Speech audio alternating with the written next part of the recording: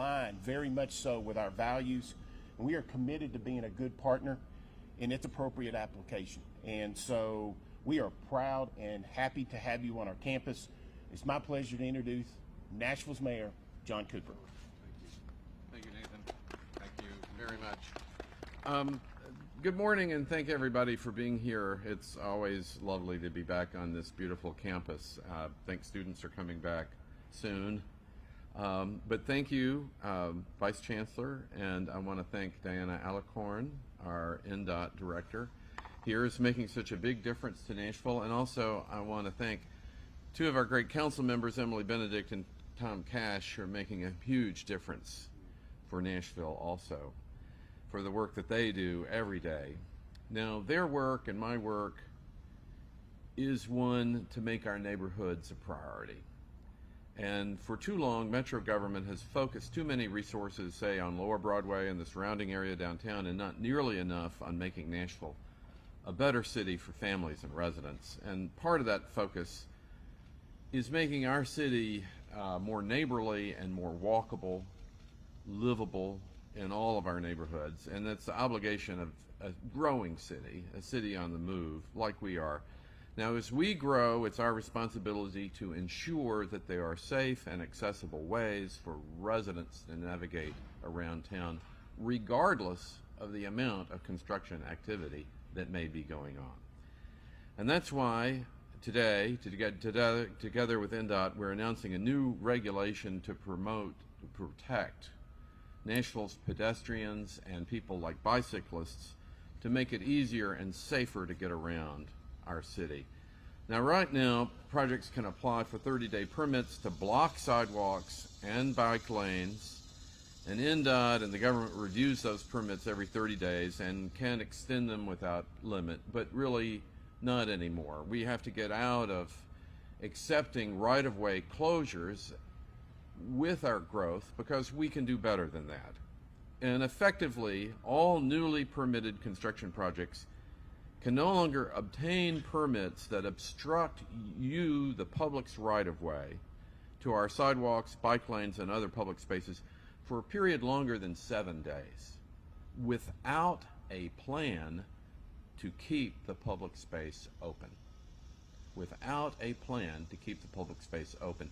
So don't take a temporary condition where you may need to offload some supplies and turn that into a long-lasting right to block the public access.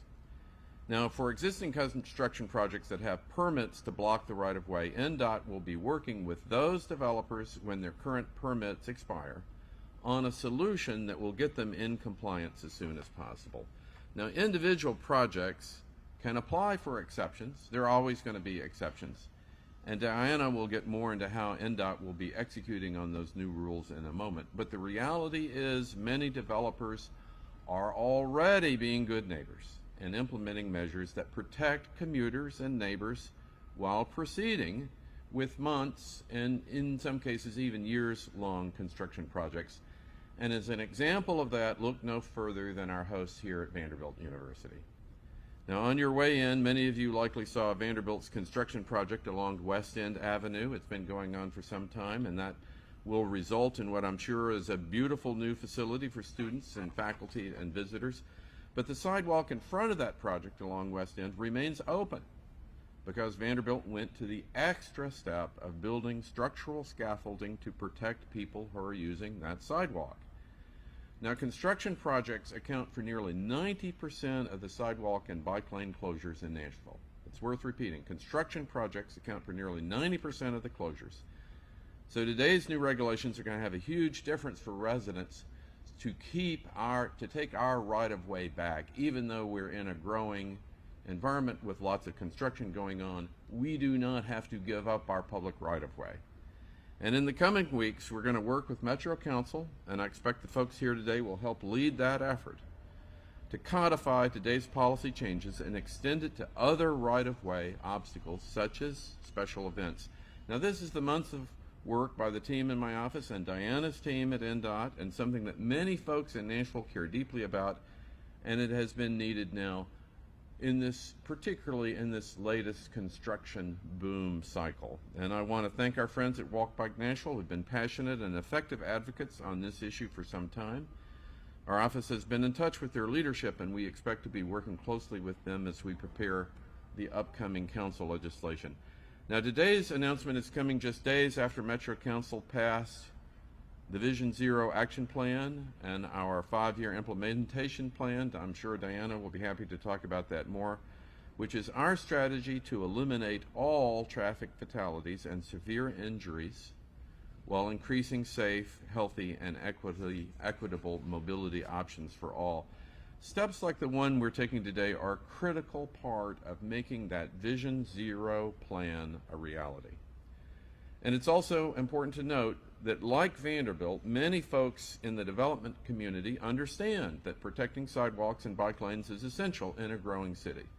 If you've been to New York City, you've likely walked under some of the scaffolding that makes it possible to undertake major projects and not disrupt the pedestrian flow. And we can do that here in Nashville. And I'm confident that under NDOT stewardship, these new standards can be smoothly implemented and Nashvillians can start seeing a big difference. And then another wonderful thing with our great council partners, NDOT, making it happen. NDOT just celebrated their 1-year anniversary, and creating a standalone professional Department of Transportation for the first time in Nashville's history is an important priority for me and for the city. And we could not be taking this kind of neighborhood-focused action without their leadership and expertise, because there's a professionalism and an expertise that's required to the implementation of transportation solutions that I'm deeply grateful to NDOT and NDOT's team for making possible. And in a moment, we can walk together on the project that I mentioned so everyone can see how Vanderbilt is protecting pedestrians. And I would like to thank everybody to be here. I'm proud that we're taking this important step towards a safer, more walkable, more livable city to get in control of this construction environment to protect our neighborhoods with walkability and with access and in a safe way, and not just say there's a whole lot of construction happening in Nashville, you can't get there anymore because you can't use our public right-of-way to do that. That's going to be very limited, and we're going to effectively, in partnership with the industry, because other cities certainly have done that, create access for everybody. And with that, I'd like to turn it over to Diana, our NDOT director. Thank you. Good morning, everybody. Thank you, Mayor, and thank you, Vice Chancellor. It's very exciting for me to be here on Vanderbilt's campus, and we're working very closely with y'all on some mobility initiatives, and we're super excited about that. So why is this policy important? Well, just to tack on to what the Mayor had shared, it's really about mobility, and it's about mobility for all modes and making sure it's safe. And this fits perfect into the framework of our Vision Zero, as the Mayor had mentioned. And that is all about creating safe passages for all modes. And this policy is going to get us a step further with that. We did go to and look at national best practices. So this wasn't something we plucked out of the air. We were actually very considerate about it. We reached out to our partner cities and looked at what they were doing and what were some of their wins and losses to get to a better policy. So we're super excited about moving this forward.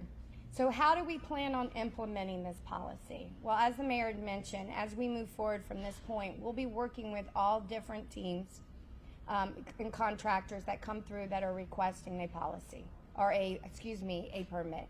If they're looking for a permit that's going to require more than 7 days, we will require them to fill out a variance. And that variance will actually be set down and reviewed by our staff. And I really quickly want to call out some staff members who were very instrumental in getting us this policy put together and reaching out to fellow cities and having a conversation about best practices. So I got Joseph here and Philip, and I will also want to include Brad, because those individuals were very dedicated to coming up with a very, reasonable and fair policy at this point. So we will be implementing this policy beginning today. The variance will be the process of more than 7 days. If you do take a 7-day policy out and you need more time, you're going to then have to come back and actually fill out a variance. So what we really want to do is start having the conversation up front with anyone who wants to close our right-of-way so that we can be very thoughtful about it, again, so that we maintain our right-of-way, keep all modes available for our neighbors and for our community and for the businesses. So it's really about not no longer having the right-of-way encroach. It's about everyone being best players in the right-of-way for all of us. We actually had increased, last year we had over 8 inspectors. This year we've increased it up to 24 inspectors that are out there in the field. So we've heard very loud and clear from our community about what their needs are and what their wants are, and we are applying that. So we're out there working much closer with the community and with our contractor and our businesses and our developments about meeting those mobility needs. I also just want to share a little bit of information. Last year, we actually issued over 37,000 permits. This year to date, from January to now, we are actually at 31,000. So you can see the dynamics of what's happening. We are a very fast-growing city, so it's really important to put the emphasis with this policy out in the community. So the work never stops. We're stepping up to meet Nashville's needs for our ever-growing city. And we want to also ask that if you see right-of-way obstruction, please report it through Hub Nashville. And thank you. I appreciate this opportunity.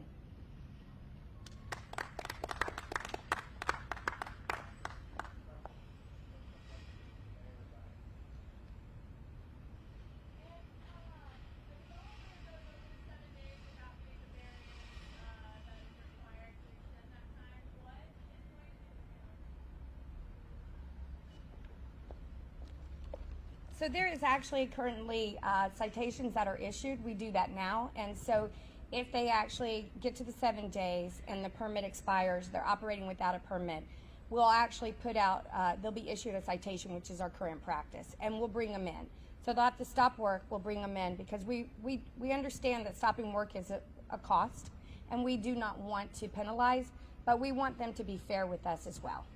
So that's why we're hoping with this policy we're having more conversations up front versus, after the fact. But we understand there's going to be some give and take in this, so we really look forward to working with the development community and the construction community so that we can really work through this, and we'll get there.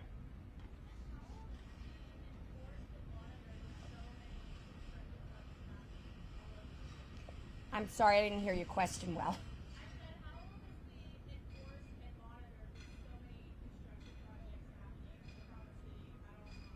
So that's a great question. So I think it's very important to recognize we've actually added the number of inspectors that we need, and they are divided up in zones throughout our city. So every inspector actually has a zone.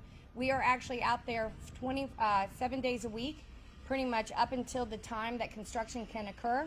And then if we do have some night construction, we have night inspectors that go on as well. So we've increased our staff to make sure that we're monitoring it, that everybody is actually being respectful of the policies, the laws, the rules that are actually established as well. Thank you.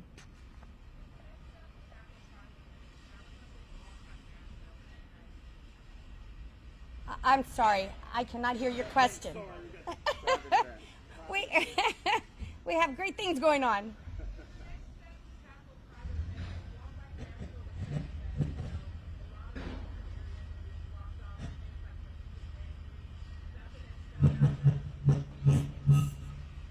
So there, the special events. Oh, I'm sorry. Should I step away?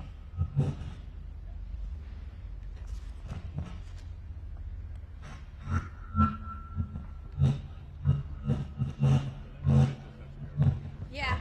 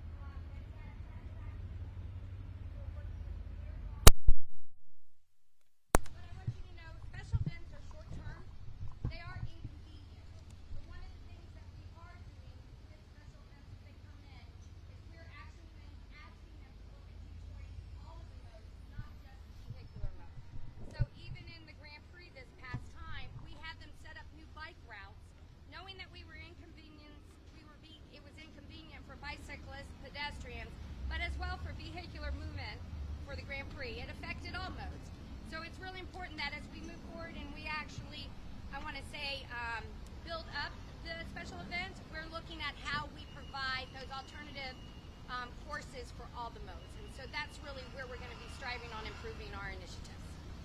Come closer. Oh my goodness. He bites, I don't. Okay. Closer. You sure? Come a little bit closer. Okay.